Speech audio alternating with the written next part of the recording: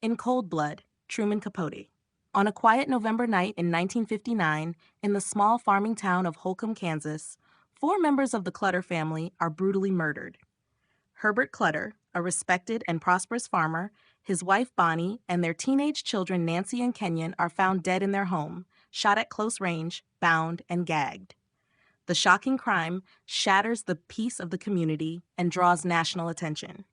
Truman Capote, fascinated by the story, travels to Kansas with his friend Harper Lee to capture the human story behind the headlines. The killers, Perry Smith and Richard Dick Hickok, are two ex-convicts who heard in prison that the Clutters kept a safe full of cash. Desperate for money and believing the tale, they drive across Kansas to the Clutter farm. But when they find no money, their frustration and cruelty erupt into senseless violence. The murders are not the result of passion or revenge, but a cold, chaotic impulse born of desperation and delusion. They flee the scene, leaving behind a community gripped by fear and confusion. Detective Alvin Dewey of the Kansas Bureau of Investigation leads the manhunt.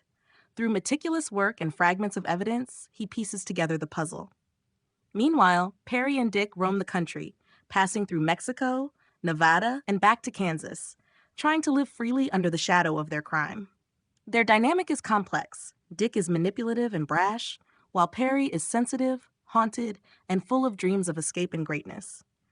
Capote paints them not as monsters, but as broken men shaped by poverty, neglect, and failed dreams. When they are finally caught, their confessions are chilling, yet strangely intimate. Perry recounts the night in detail, how he shot Herbert and Kenyon after Dick's plans unraveled. The courtroom becomes a stage where justice and morality collide. The two men are sentenced to death by hanging, sparking debate about guilt, punishment, and the thin line between sanity and evil. Capote's writing captures not only the crime, but also the eerie stillness of small-town America, confronted with unimaginable horror. In the end, years later, Perry and Dick are executed at the Kansas State Penitentiary.